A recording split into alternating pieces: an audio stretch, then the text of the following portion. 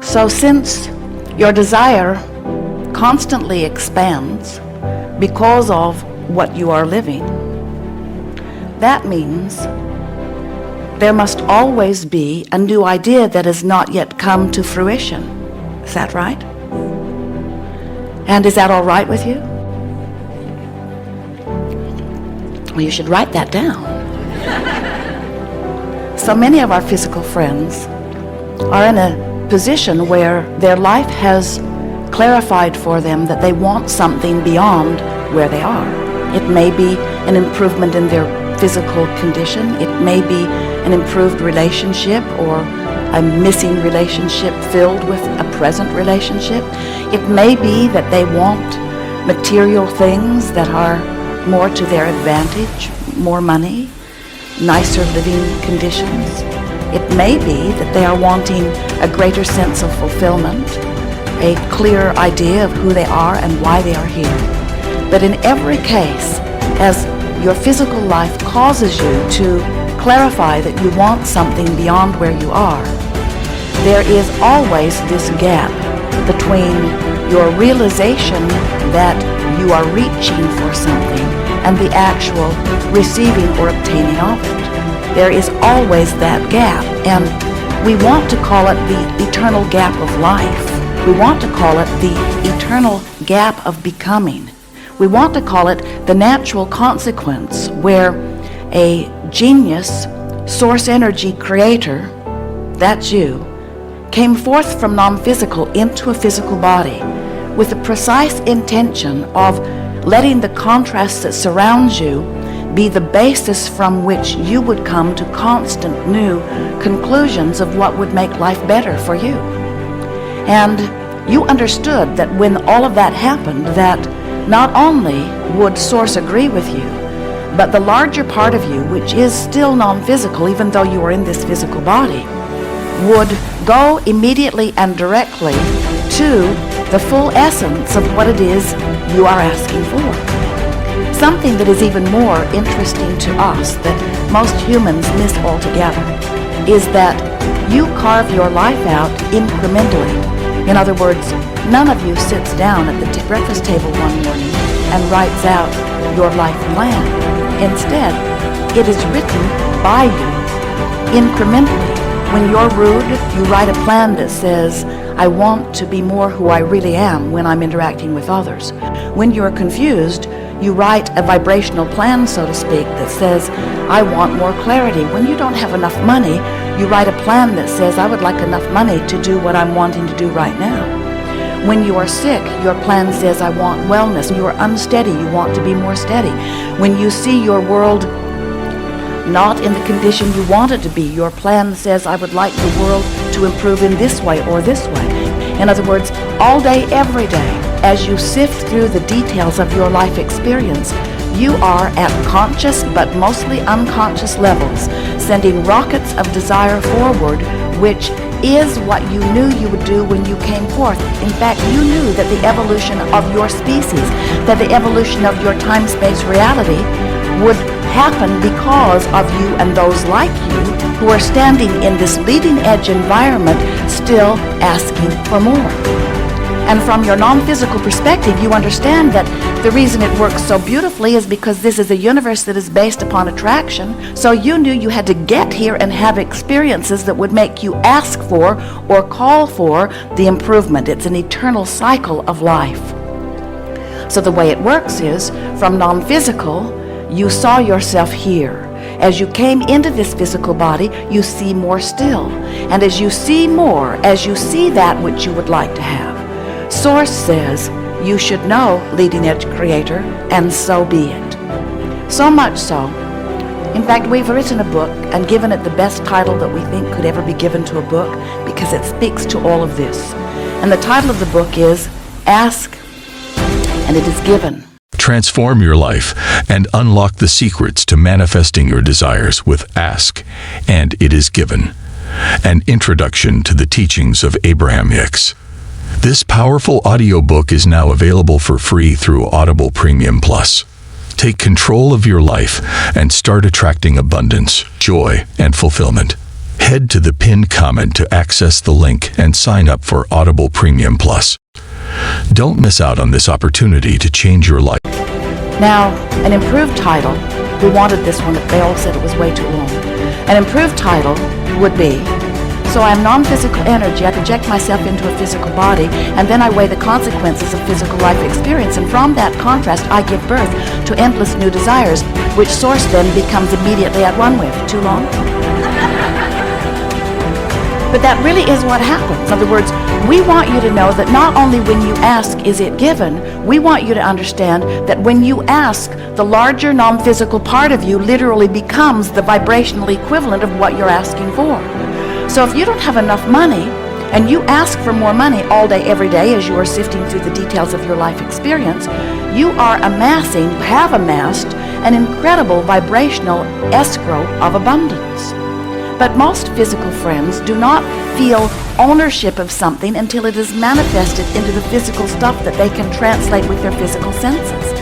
And we want you to understand that everything you see here, your planet itself, how it spins in its orbit with other planets, everything that you know as physical or material was thought first. It was thought, and then it became form.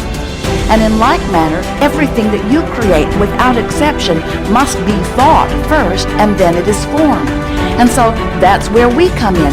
You, in your form, live it and want it, and as you give thought to it is only thought, and then we give our thought to it, and now it is really thought, and now we stand in the thought of that which you are asking for, and we give our undivided attention to it, calling you forth to it. And when the whole of you catches up with the rest of you, that which was your thought becomes form, and you receive manifestation.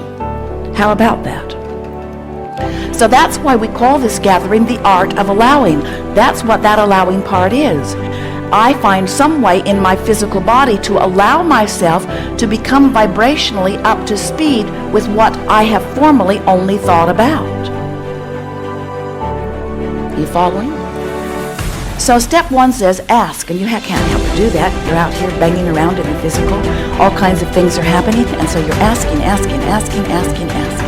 Step two says Source will answer, and that's where Source doesn't just answer, Source becomes what you are asking for. When you're sick, the non-physical part of you becomes weller than you were before you were sick, because your exaggerated sickness has caused you to ask for the specifics of wellness in a way you have not done before. When you are confused about something that you have no knowledge about, and you want knowledge about it, the non-physical part of you becomes knowledgeable about that thing that you don't know anything about. When you see anything that you think would be improved and you offer even the slightest preference about it, the non-physical part of you becomes the non-physical embodiment, or non-embodiment if you will, of that which you are asking for. And so we like to say you're a little bit like a two-headed monster, and we'd like to get both heads going in the same direction.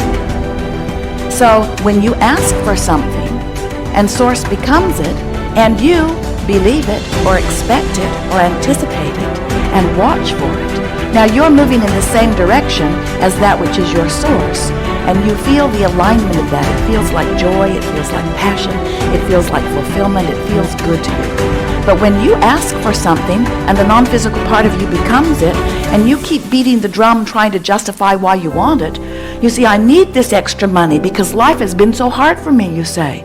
And so here is Source energy over here tending to all of the money that you've been asking for that has been given to you, and you're over here beating the drum of justification or rationalization, trying to ply the universe with enough neediness that it will yield to you. And we say, you're not talking to your mother anymore. Sort of the way she trained you. You said, I want to have that. And she said, well, everyone wants things that they can't have. And you say, well, but I really want it. And she said, well, there are a lot of things I really want that I don't have. And then you say, but I need it. I need it, and without it, I will die. And she says, well, all right then. Now, it wasn't exactly that way all the time, but that's the general theme that goes on. And so what happens to so many of our physical friends is You have come to the place of believing that if you plead a needy enough case, if you talk long enough and hard enough about what's going wrong in your experience, that then somebody will give up the goods. And we want you to understand that you're working against universal forces. Because vibrationally speaking, the vibration of what you've given birth to is one frequency, and your need is an entirely different frequency. In other words, you can't set your radio on 6:30 a.m. and hear what's being broadcast on 98 FM. In other words, they're different frequencies. The frequencies have to line up. So when your life has caused you to ask, and Source is riding the rocket, tending to the vibrational abundance of well-being that is your inheritance, your legacy, your creation, when that is the vibration that part of you is offering, and you're over here beating the drum of need, your frequencies are out of alignment, and you're not letting in what you want, and the emotion that you feel lets you know it. So your emotions are your indicator that let you know about the harmony or lack of harmony between the frequency that you are offering through your perception, through your personality, through your mood, through your attitude, through what you're talking about right now, through what you're thinking about right now, through what you're reading, through what you're watching on television. In other words, whatever you're giving your attention to has a vibration activated within you. And so the art of allowing asks the question, is the vibration that's activated within you right now by virtue of whatever you're giving your attention to, is it a match to what's in your vibrational escrow or not? If it's a match, there's alignment and manifestation is happening. If there's not a match, there's not alignment and manifestation can't happen. And that's why so many people that you know, maybe even you, have been asking for things for a long, long time, and they haven't come, which gives you the misimpression that it takes a long time to create big things. We say, it doesn't take any more time to create a castle than a button. It takes no more time to create big things than little things, but both require the same thing, a desire for it and an expectation of it, belief. When your desire and belief are in the same place, it is done. But when you want something that you doubt, when you want something that you don't believe, when the evidence, when you say, oh, Abraham, I'd like to believe you, but I've struggled my whole life. And we say, well, stop it. And you say, I can't stop it. I've learned it from those who have come before me. It's just what we do here.